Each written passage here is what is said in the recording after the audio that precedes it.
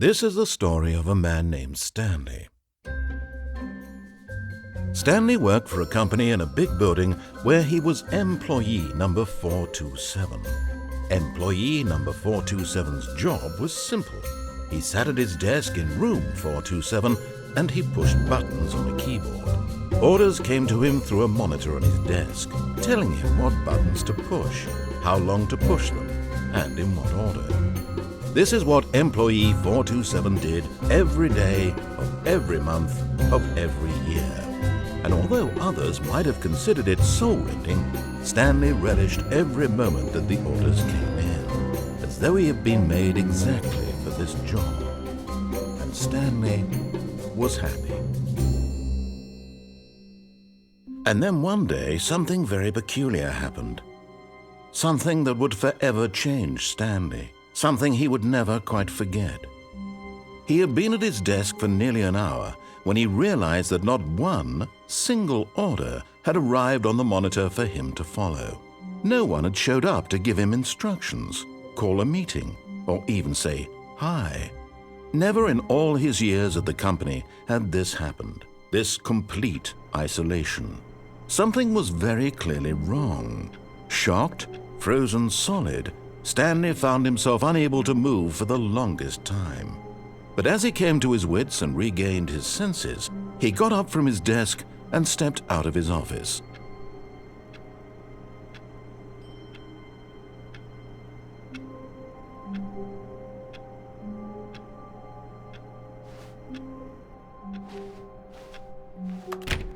All of his co-workers were gone. What could it mean? Stanley decided to go to the meeting room. Perhaps he had simply missed a memo.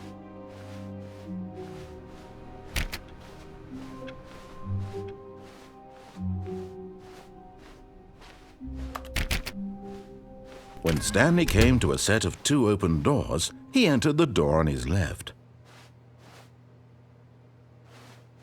This was not the correct way to the meeting room, and Stanley knew it perfectly well. Perhaps he wanted to stop by the employee lounge first, just to admire it. Ah, yes, truly a room worth admiring. It had really been worth the detour after all, just to spend a few moments here in this immaculate, beautifully, but eager to get back to business, Stanley took the first open door on his left. Stanley was so bad at following directions, it's incredible he wasn't fired years ago.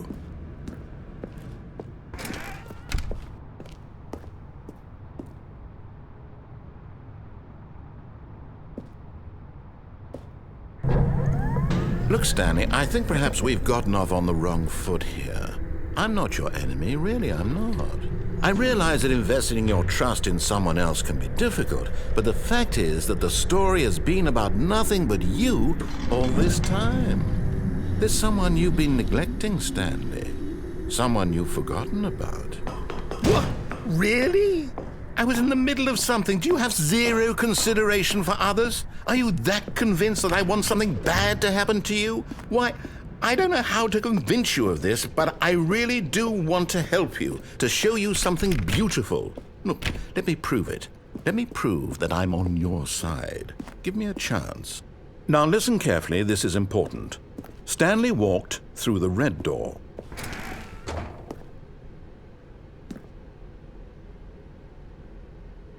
Oh, thank God you are willing to listen to me. Do you see that I really have wanted you to be happy all this time? The problem is all these choices. The two of us always trying to get somewhere that isn't here. Running and running and running, just the way you're doing right now. Don't you see that it's killing us, Stanley? I want it to stop. We would both be so much happier if we just stopped.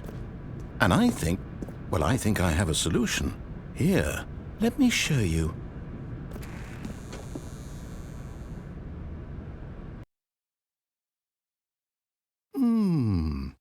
What do we want? What are we looking for?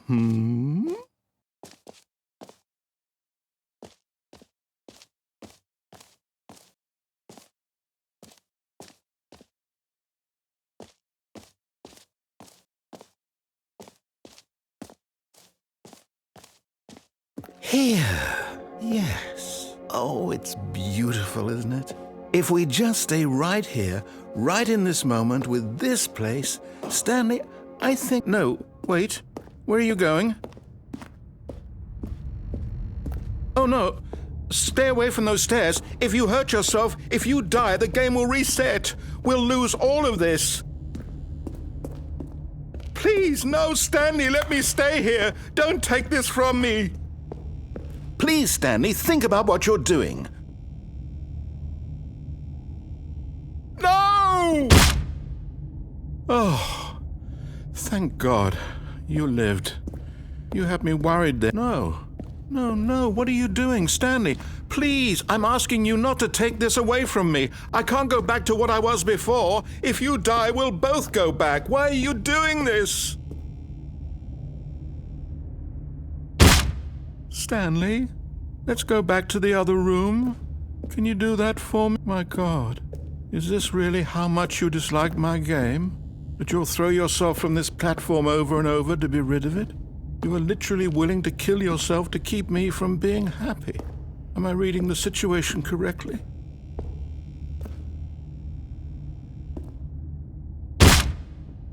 Or maybe you're just getting a kick out of it. I don't know anymore. I just wanted us to get along. But I guess that was too much to ask.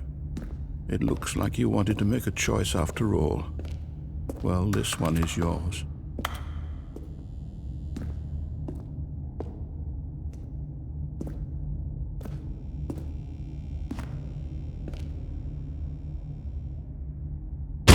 Is it over? It's going to restart, isn't it? I'm going back.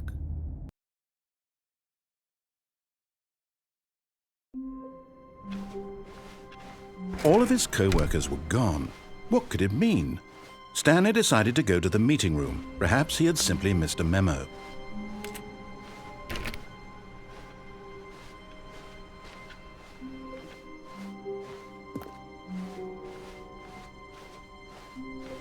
When Stanley came to a set of 2 open doors, he entered the door on his left.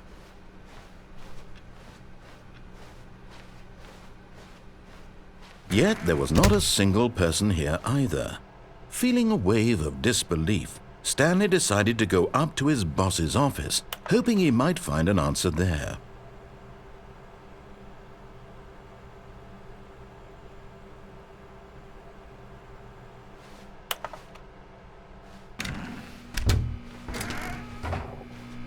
Stanley stepped into the broom closet, but there was nothing here, so he turned around and got back on track.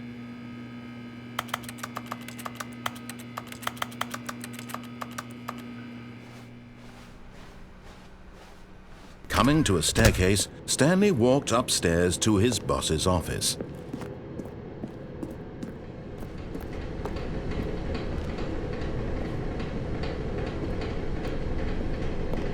But Stanley just couldn't do it. He considered the possibility of facing his boss. Admitting he had left his post during work hours, he might be fired for that. And in such a competitive economy, why had he taken that risk? All because he believed everyone had vanished? His boss would think he was crazy. And then something occurred to Stanley. Maybe, he thought to himself, maybe I am crazy.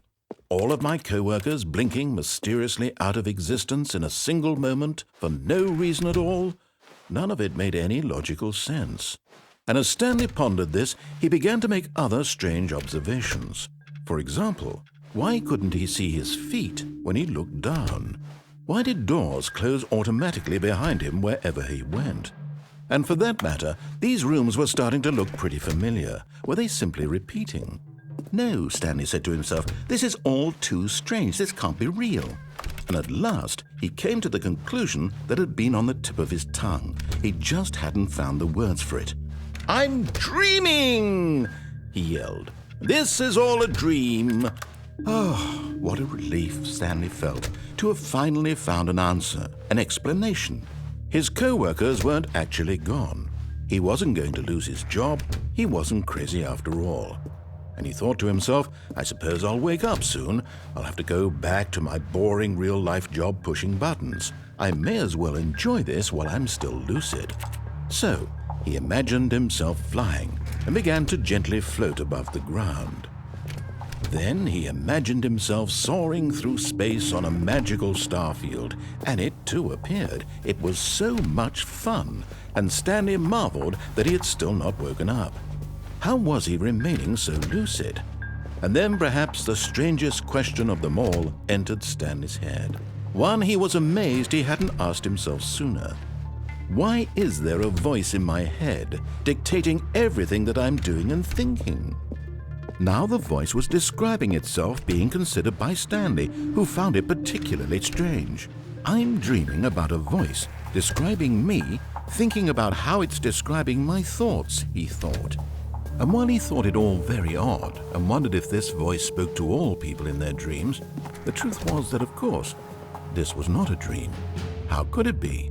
Was Stanley simply deceiving himself, believing that if he's asleep, he doesn't have to take responsibility for himself? Stanley is as awake right now as he's ever been in his life. Now, hearing the voice speak these words was quite a shock to Stanley. After all, he knew for certain, beyond a doubt, that this was in fact a dream. Did the voice not see him float and make the magical stars just a moment ago? How else would the voice explain all that? This voice was a part of himself too. Surely, if he could just... He would prove it. He would prove that he was in control, that this was a dream. So he closed his eyes gently, and he invited himself to wake up. He felt the cool weight of the blanket on his skin, the press of the mattress on his back, the fresh air of a world outside this one. Let me wake up, he thought to himself. I'm through with this dream. I wish it to be over.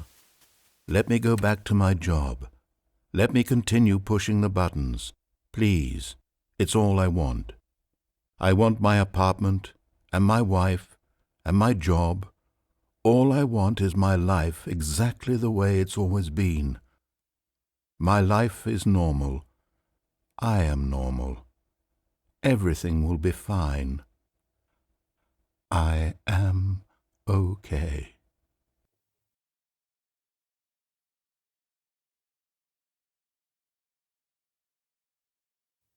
Stanley began screaming. Please, someone, wake me up. My name is Stanley. I have a boss. I have an office. I am real. Please, just someone tell me I am real. I must be real. I must be. Can anyone hear my voice? Who am I? Who am I? And everything went black.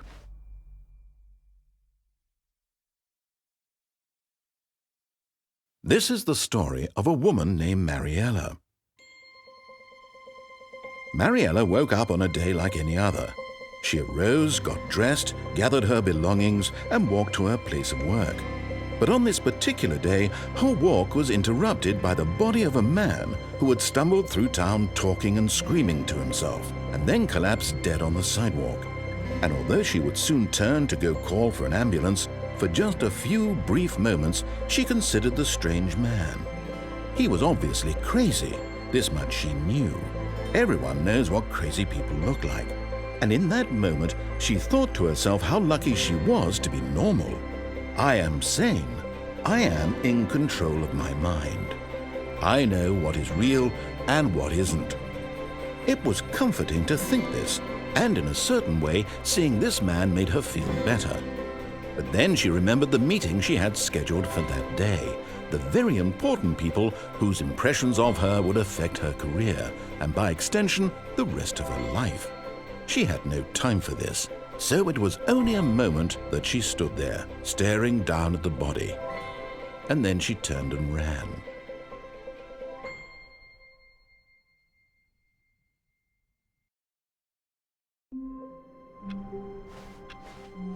All of his co-workers were gone. What could it mean? Stanley decided to go to the meeting room. Perhaps he had simply missed a memo.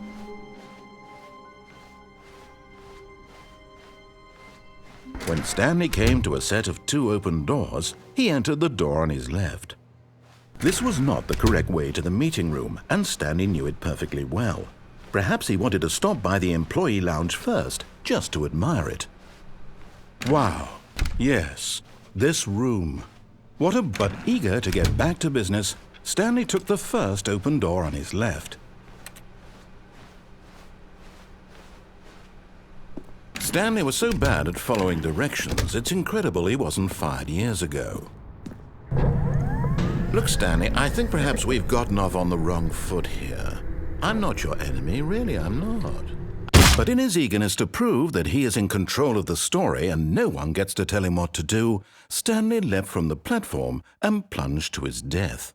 Good job, Stanley. Everyone thinks you are very powerful. All of his co-workers were gone. What could it mean? Stanley decided to go to the meeting room. Perhaps he had simply missed a memo.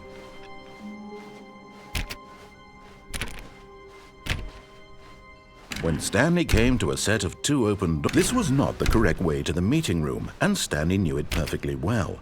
Perhaps he wanted to stop by the employee lounge first, just to admire it. The lounge was sublime, a work of art. But eager to get back to business, Stanley took the first open door on his left. Stanley was so bad at following directions, it's incredible he wasn't fired years ago.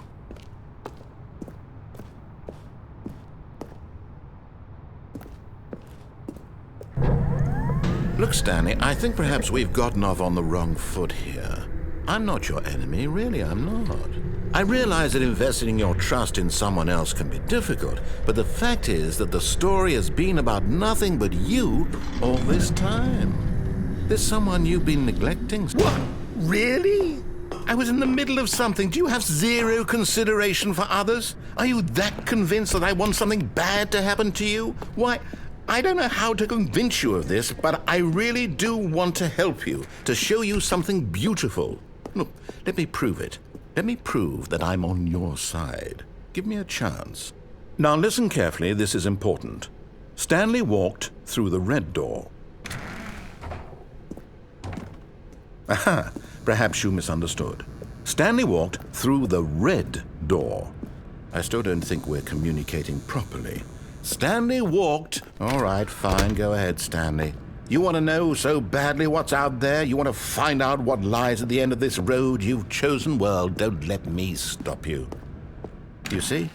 There's nothing here. I haven't even finished building this section of the map, because you were never supposed to be here in the first place. Broken rooms, exposed developer textures. Is this what you had wanted? Was it worth ruining the entire story I had written out specifically for you? Do you not think I put a lot of time into that? Because I did. And in the end, it was all for nothing, because this is what you wanted to see. Help me here, Stanley. Help elucidate these strange and unknowable desires of yours. What would have made this game better? What did you want to see? Vehicles? Skill trees? Work with me. You've given me absolutely nothing so far. Tell you what, let me take a stab in the dark at a new design, and you can give me some feedback. There we go. A third option. This already feels leaps ahead of where we were before. Go ahead, Stanley. Take it for a spin. Okay, I'm going to stop you there. Now, tell me about your experience with this new version. Would you say that the game benefited from allowing you more choices? Feel free to be honest. I'm looking for some real critical feedback here. Aha! You see, I knew I was onto something. Where do these flashes of inspiration come from? How did I know the game needed a third door? Well, it's instinct mostly, a calling in your gut. I really couldn't say where the idea came from, except that I felt it in my soul. You can't teach that, Stanley. Don't even try. Here, based on the data from your previous playthrough, I've compiled a new version. And to be perfectly candid, I think I've knocked it out of the park with this one. Let's take a look.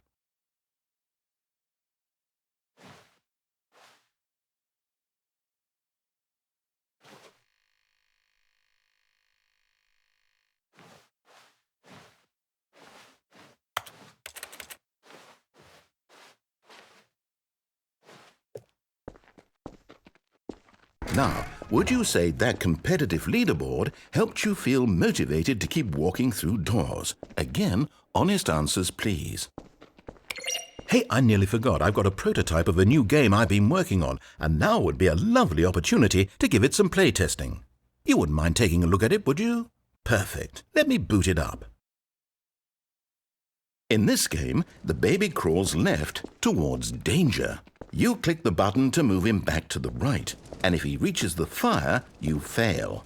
It's a very meaningful game, all about the desperation and tedium of endlessly confronting the demands of family life. I think the art world will really take notice. But of course, the message of the game only becomes clear once you've been playing it for about 4 hours. So why don't you give it 4 hours of play to make sure it's effective? Be sure to keep notes on your experience.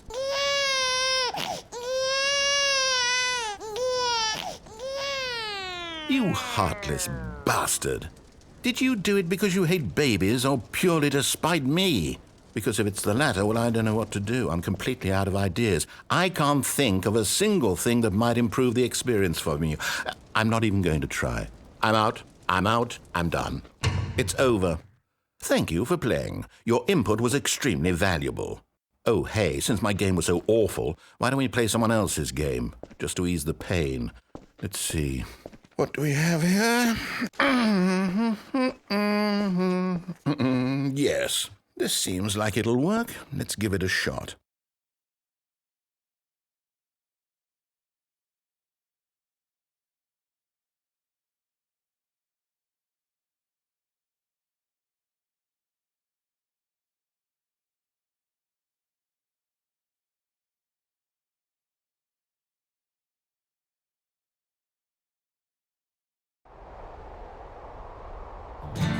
Aha! Fascinating.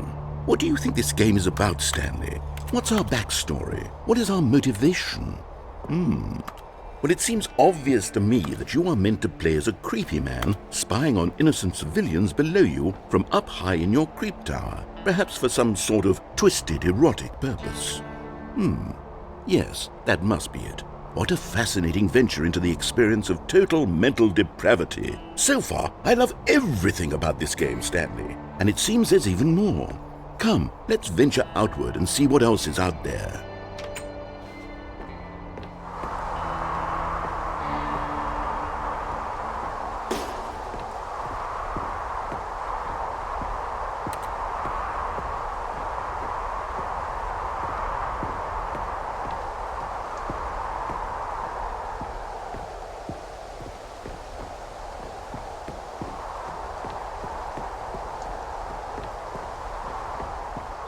Oh, no. No, it can't be. It is. It's an open world game. Good God, quickly, block it off. Oh, thank goodness, Stanley. What a close call. You nearly wandered off into that thing, that big, open, just wandering around, no right or wrong directions, no path to follow. You can just go in any... Oh, thank heavens we avoided it. We're out of the woods now, Stanley. Okay, I'm going to get us out of here. Let's find another game. Preferably something with walls. Something with nice, big, insurmountable walls. Okay, I think this will be just the thing.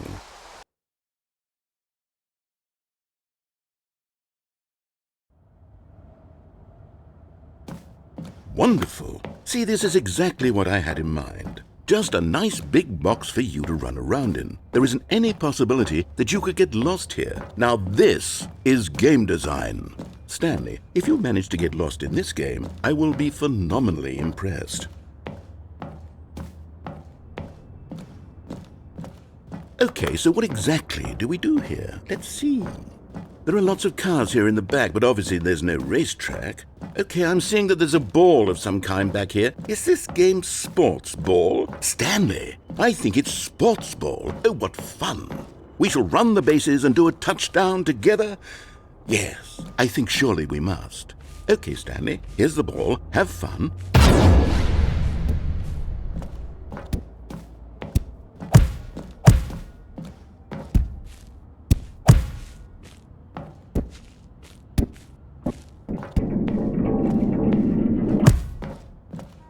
Are you doing it? Are you winning? Is this fun? Hold on. What are you doing?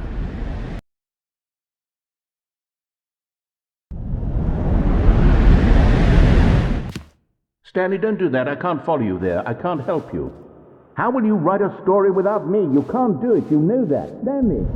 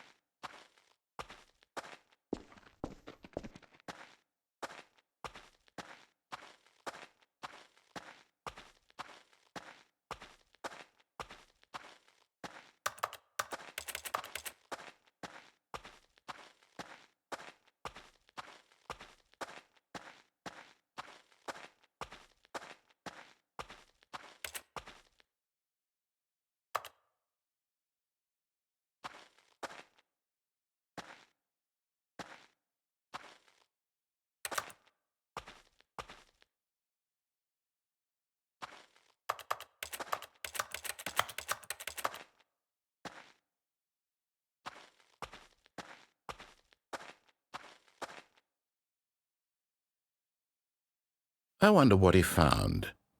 If what he wanted was to be the leading man in his own story, well, perhaps he's gotten it, down in wherever he is right now. I wonder if he's happy with his choice, and if he's learned the heavy cost that comes with it. He'll understand soon what I was trying to tell him. He needs me. Someone who will wrap everything up at the end, to make sense out of the chaos and the fear and the confusion. That's who I am. That is what I mean to this world. Oh, yes. Yes, I'll be back. There's no other way. Once this ends, after it all comes to a close, then I'll be back. The end will be here soon. Very soon. I can wait.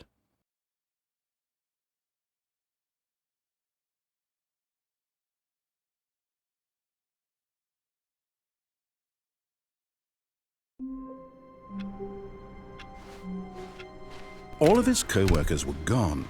What could it mean? Stanley decided to go to the meeting room. Perhaps he had simply missed a memo.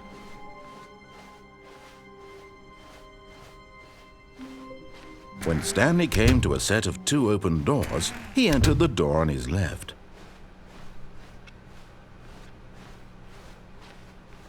Yet there was not a single person here either. Feeling a wave of disbelief, Stanley decided to go up to his boss's office. Coming to a staircase, Stanley walked upstairs to his boss's office.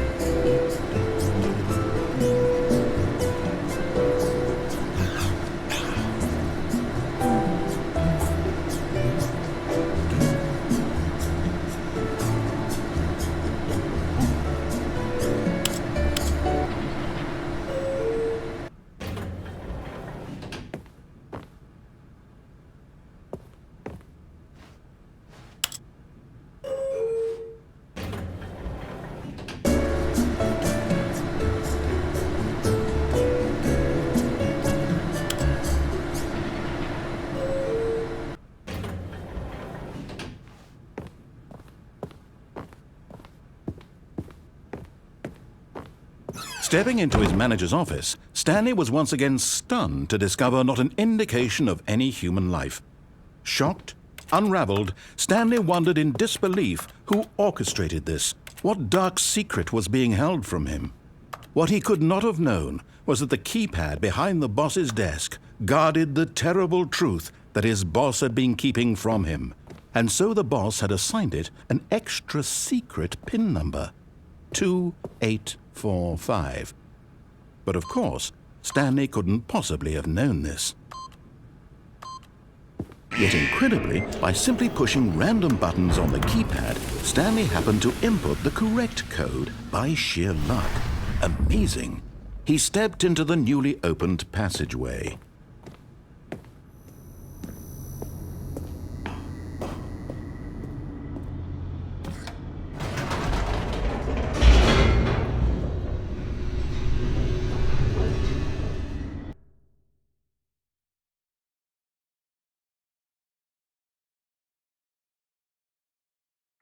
Descending deeper into the building, Stanley realized he felt a bit peculiar.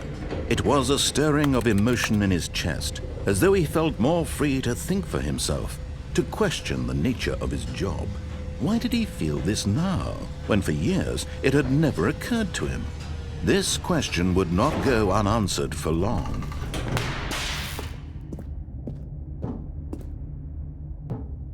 Stanley walked straight ahead through the large door that read Mind Control Facility. Although this passageway had the word Escape written on it, the truth was that at the end of this hall, Stanley would meet his violent death.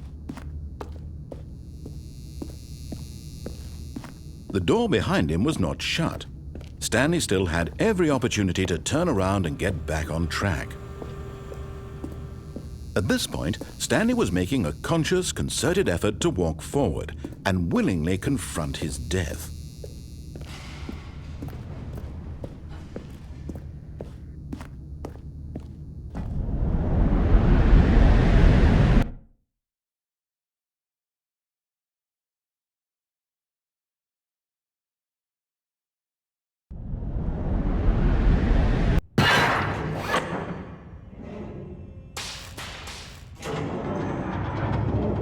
As the machine whirred into motion and Stanley was inched closer and closer to his demise, he reflected that his life had been of no consequence whatsoever. Stanley can't see the bigger picture. He doesn't know the real story, trapped forever in his narrow vision of what this world is. Perhaps his death was of no great loss, like plucking the eyeballs from a blind man. And so he resigned and willingly accepted this violent end to his brief and shallow life. Farewell, Stanley.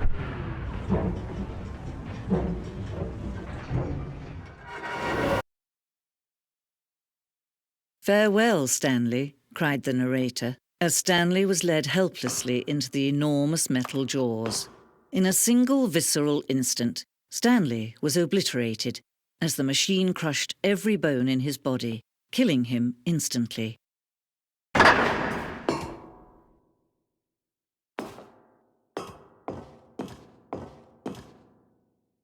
And yet it would be just a few minutes before Stanley would restart the game, back in his office, as alive as ever. What exactly did the narrator think he was going to accomplish? When every path you can walk has been created for you long in advance, death becomes meaningless, making life the same. Do you see now?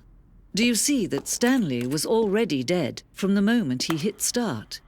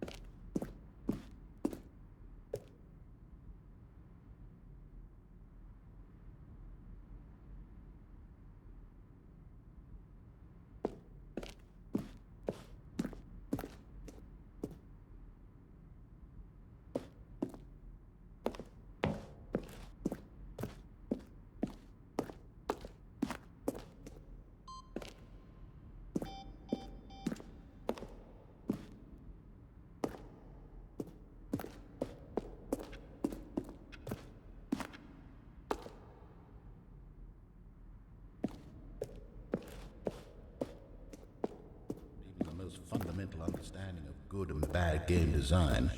But of course, you being you, you'll probably spend the next hour trying to solve it. Here, I'm just going to make this easy on you. For sure, we'll get him right back on track to where he was supposed to be in the story.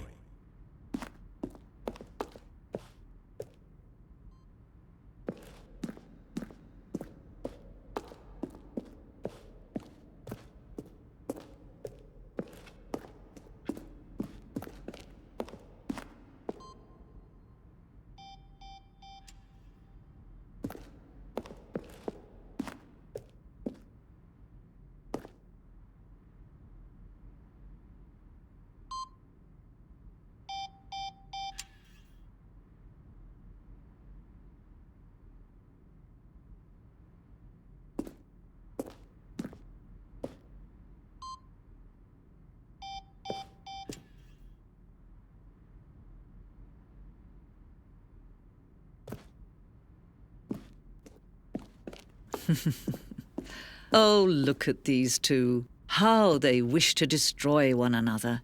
How they wish to control one another. How they both wish to be free. Can you see? Can you see how much they need one another? No, perhaps not. Sometimes these things cannot be seen. But listen to me. You can still save these two. You can stop the program before they both fail. Push escape and press quit. There's no other way to beat this game. As long as you move forward, you'll be walking someone else's path. Stop now and it'll be your only true choice. Whatever you do, choose it. Don't let time choose for you. Don't let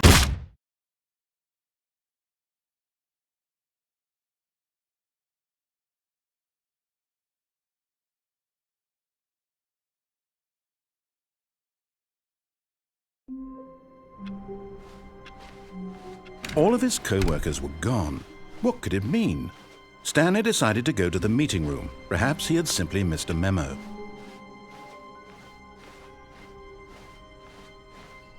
When Stanley came to a set of two open doors, this was not the correct way to the meeting room, and Stanley knew it perfectly well. Perhaps he wanted to stop by the employee lounge first, just to admire it. Standing now in this incredible room, Stanley for the first, but eager to get back to business, Stanley took the first open door on his left. Stanley was so bad at following directions, it's incredible he wasn't fired years ago. Look, Stanley, I think perhaps we've gotten off on the wrong foot here. I'm not your enemy, really, I'm not. I realize that investing your trust in someone else can be difficult, but the fact is that the story has been about nothing but you all this time. There's someone you've been neglecting, Stanley. What? Really? I was in the middle of something. Do you have zero consideration for others? Are you that convinced that I want something bad to happen to you? Why, I don't know how to convince you of this, but I really do want to help you, to show you something beautiful. Look, let me prove it. Let me prove that I'm on your side. Give me a chance. Now listen carefully, this is important. Stanley walked through the red door. Aha, perhaps you misunderstood.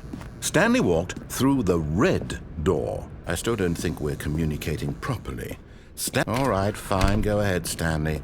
You want to know so badly what's out there? You want to find out what lies at the end of this road you've chosen? Well, don't let me stop you.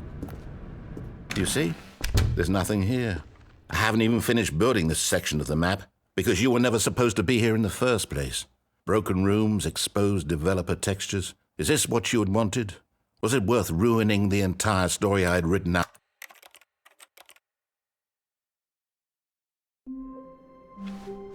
All of his co-workers were gone.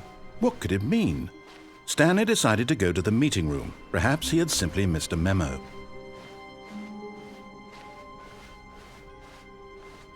When Stanley came to a set of two open doors, he entered the door on his left.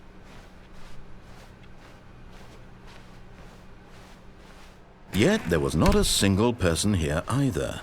Feeling a wave of disbelief, Stanley decided to go up to his... Coming to a staircase, Stanley walked upstairs to his boss's office.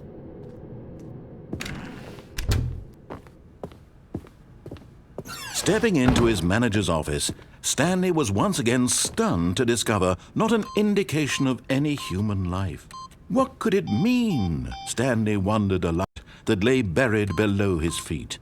And so the boss had assigned it an extra secret PIN number, 2845.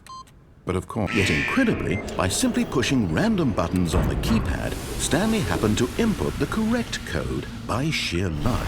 Amazing. He stepped into the newly opened passageway.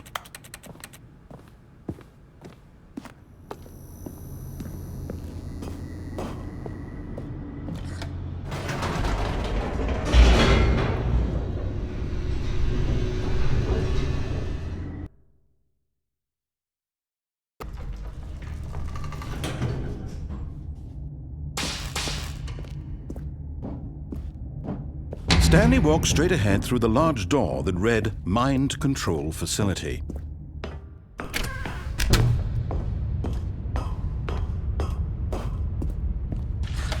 The lights rose on an enormous room packed with television screens. What horrible secret did this place hold? Stanley thought to himself. Did he have the strength to find out?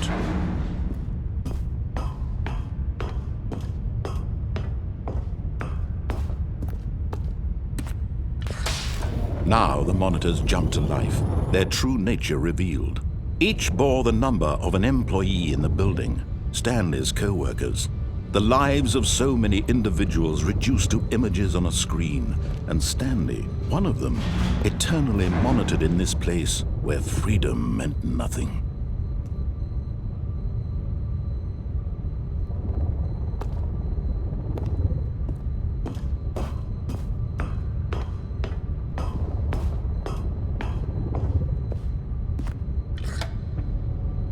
This mind control facility, it was too horrible to believe. It couldn't be true. Had Stanley really been under someone's control all this time? Was this the only reason he was happy with his boring job? That his emotions had been manipulated to accept it blindly? No, he refused to believe it. He couldn't accept it. His own life in someone else's control? Never! It was unthinkable. Wasn't it? Was it even possible? Had he truly spent his entire life utterly blind to the world? But here was the proof. The heart of the operation.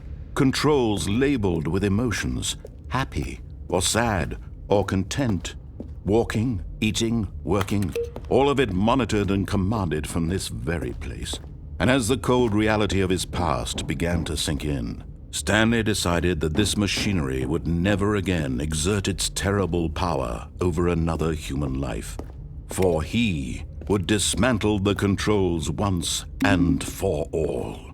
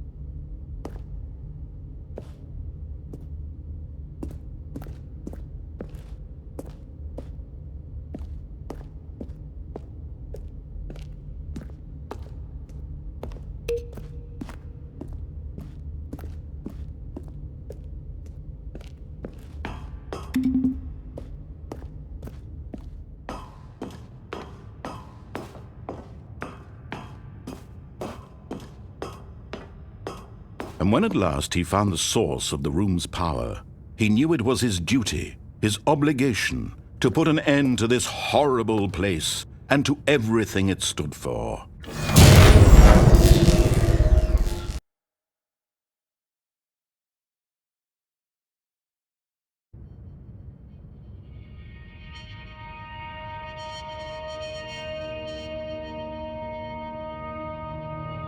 Blackness and a rising chill of uncertainty. Was it over? Yes! He had won! He had defeated the machine, unshackled himself from someone else's command. Freedom was mere moments away. And yet, even as the immense door slowly opened, Stanley reflected on how many puzzles still lay unsolved. Where had his co-workers gone? How had he been freed from the machine's grasp? What other mysteries did this strange building hold? But as sunlight streamed into the chamber, he realized none of this mattered to him, for it was not knowledge or even power that he had been seeking, but happiness. Perhaps his goal had not been to understand, but to let go. No longer would anyone tell him where to go, what to do, or how to feel. Whatever life he lives, it will be his. And that was all he needed to know. It was perhaps the only thing worth knowing. Stanley stepped through the open door.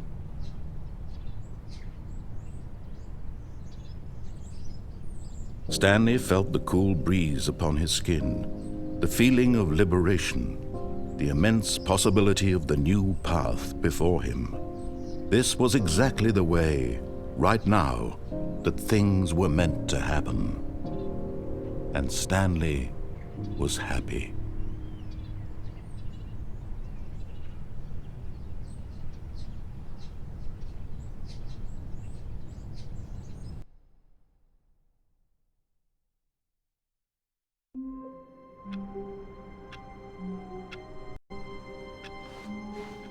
All of his co-workers were gone.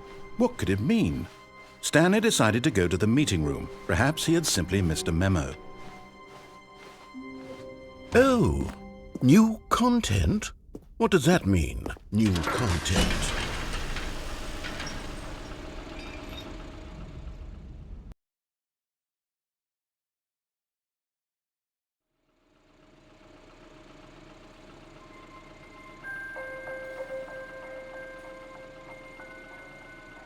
Hello, and thank you for playing the Stanley Parable Ultra Deluxe.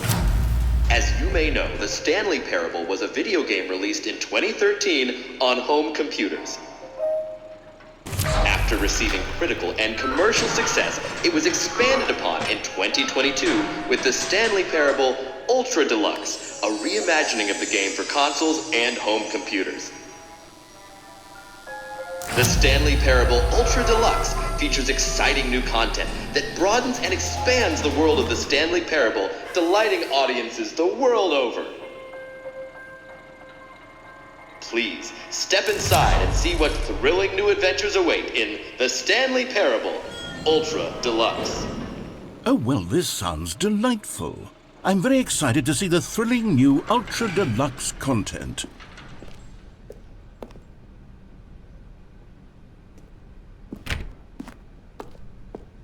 Okay, so far it's an elevator. Nothing special yet, but I'm sure it's just the beginning of a mesmerizing adventure.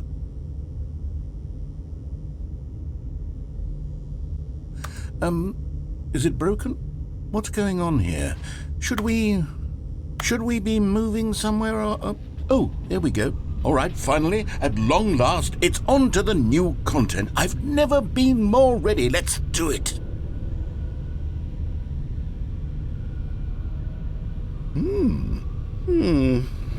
I have to say, initial impressions of Stanley Parable Ultra Deluxe, mostly tedious. It's as if Oh, okay. Let's see the content. Give me the content, Stanley.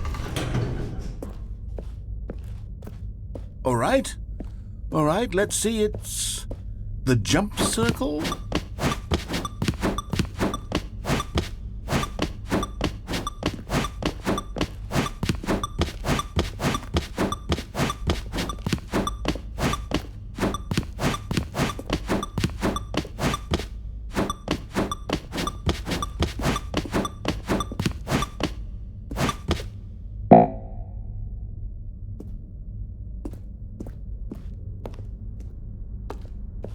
Is that it? Surely that's not all the new content. There has to be something else, right? Goodness. Another elevator. Stanley, I have to say, initial impressions of this game are not positive. It's just elevators and jumping. Is this what passes for exciting new content? If this is new content, then I could just read you the whole dictionary. There's 20 hours of new content right there. Hell, I could count to 30 trillion. You could put that on the box. The Stanley Parable Ultra Deluxe, now with over 1,000 hours of new content. And oh wait, there's more. Very good. Yes. I knew there had to be something else. Let's see it. I'm ready for whatever it is.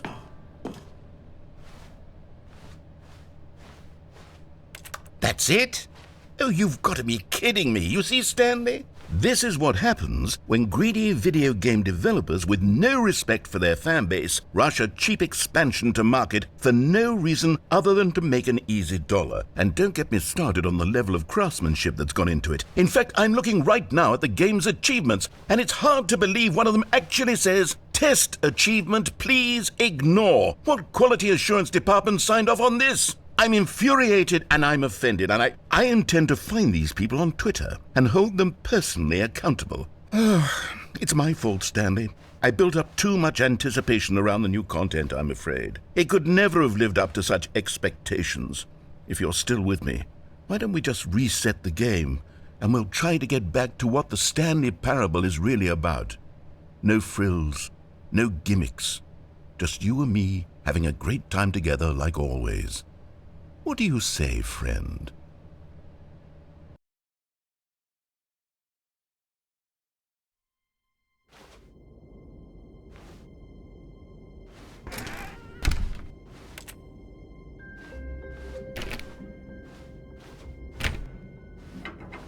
Psst! Stanley! Come over here! In the vent! I want to show you something!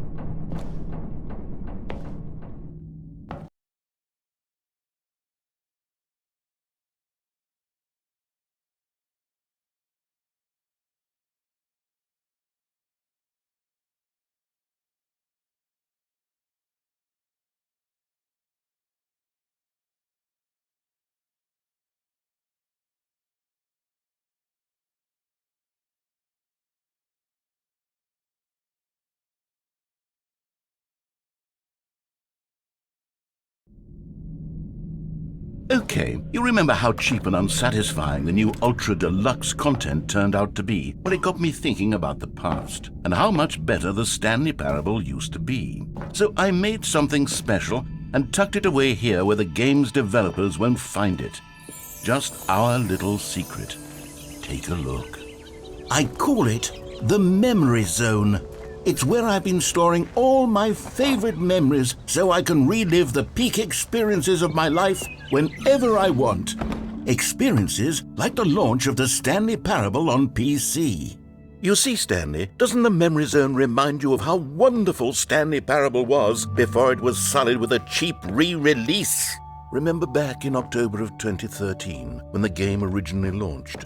Back then, video games had integrity. Back then, it all meant something. Oh, the waste.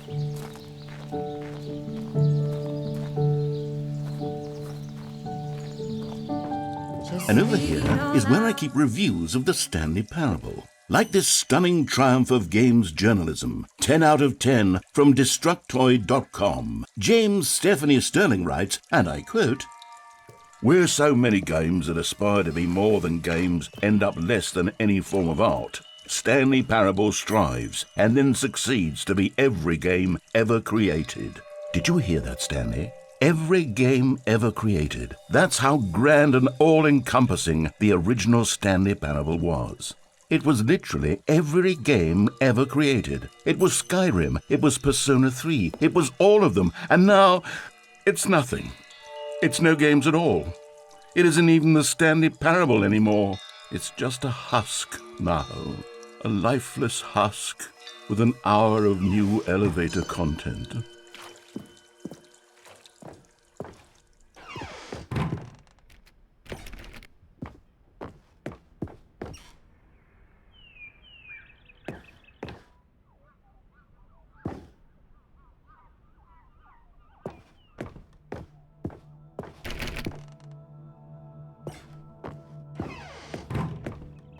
Here's another moving passage, this time from GameSpot.com.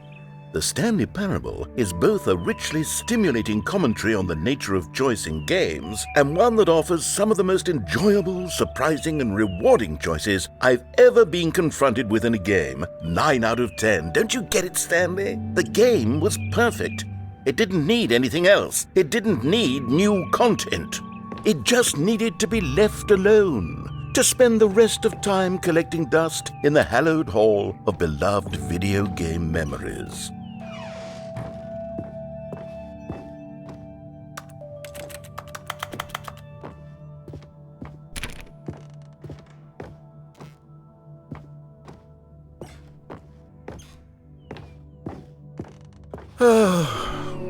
These were simpler times, Stanley, but I wouldn't give to go back to have it all over again. Wait, hang on. I don't recall this part of the memory zone before. What's this? What's down here? Oh no. Oh God, no. Stanley, it's a collection of reviews from Steam, the online video game distributor. I haven't looked at these in years. I can't even imagine what's been collecting down here. Surely these reviews were glowing as well, weren't they? Honestly, I could not be bothered to play this game to full completion. The narrator is obnoxious and unfunny, with his humor and dialogue proving to be more irritating than entertaining. Unfunny! I'm not trying to be funny. I'm trying to make a serious work of art. I suppose I could write up a handful of gags to insert into the Stanley Parable, but the game is already such a densely layered web of profound philosophical insights that I can't even imagine where I'd have the room to stick them.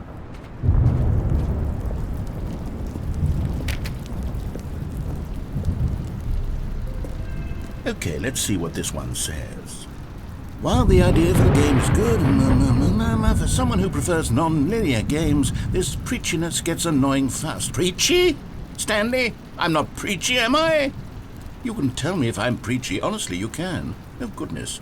This is actually quite shocking for me. To be honest, I had always thought of the game's dialogue as being rather terse to begin with. You can't know how much fluff I cut from the game to get it to feel as light and airy as it... Well, I always thought it did.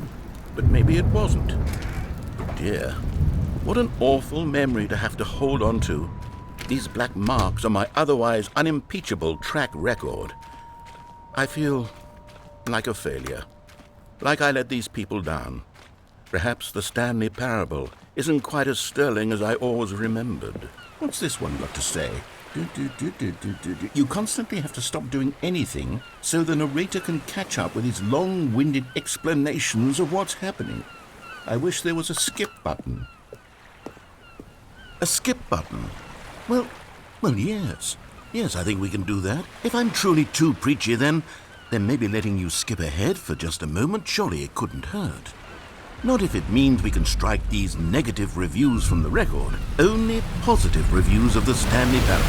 That's my motto today, and it's always been my motto. I'd do anything for the customer, Stanley. Yes, a skip button we shall have.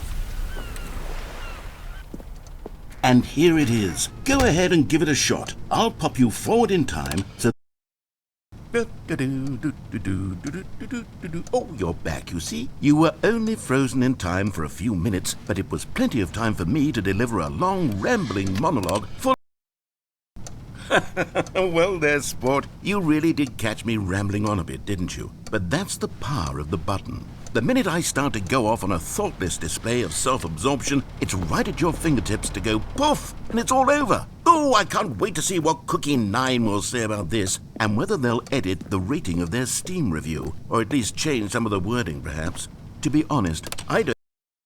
Okay, welcome back, Stanley. Now, I should say that the amount of time the button has been skipping through is becoming longer and longer. That last one was, well, I want to say maybe 30, 45 minutes? Stanley, please don't push the button again. It's been 12 hours. You've just been frozen there. I don't know why the skips are getting longer, but they're really true. Oh, Stanley, you're back. You're back. Oh, my goodness. I have someone to talk to again. Stanley, I think it's been a week. Or 2 weeks. I've been sitting here all that time. Just sitting here. Not a single person to speak with. And you'd think that that's just how it's always been, right? Me talking and you saying nothing. Would you think that it's exactly the same as always? Doesn't that feel like what we've already been doing? Me just talking? But it isn't, Stanley. It isn't the same at all. It isn't even close. Because I know you can't hear me once you push that button.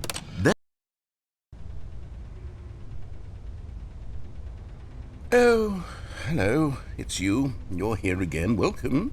I have had time to think about you and about us and about everything we've been through. I've had so much time. I stopped keeping track after a year. Have you ever sat down in one place and not moved for one entire year? Let me describe it for you. To begin with, there is only regret. There is only the turning wheel of missed opportunities. I felt nothing at all but regret for the longest time, Stanley. Days, months. I lost it all in a blur of the deepest longing to undo the past. And when that feeling had begun to subside, what took its place is what I can only describe as the collapse of every moment I have ever experienced my entire life. All of them collapsed down into a single instant. In that instant, I could see myself clearly, calmly, with a collected heart. It was an impossibly rich wellspring of both delight and disgust simultaneously. I was consumed by it. I could do nothing but wallow in it for what felt like an eternity, for what I now know was far less. You see, it was a revelation for me. It was unlike anything I had ever known. It was a space without consequence, without action or outcome. It was divorced entirely from the question of free will that you and I have squabbled over for so long. There could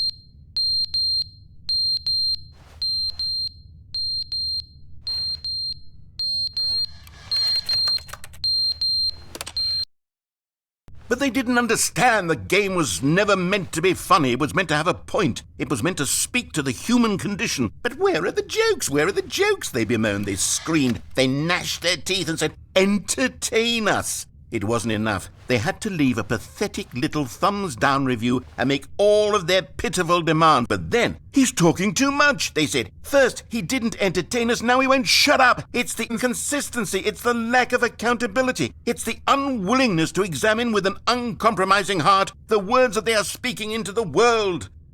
As though there were no consequences for a lack of cohesion in one's assessment of our... But of course, absolutely anyone can leave a review. So here's what we get. We get these demands that seek everything and are accountable to nothing. We get a world where someone will say, oh, there should be a skip button. You should be able to freeze Stanley in place while the narrator sits there forever and ever. We want all of this in the new Stanley parable. We demand it. And then, because it was said, because it was spoken, now it simply has to happen.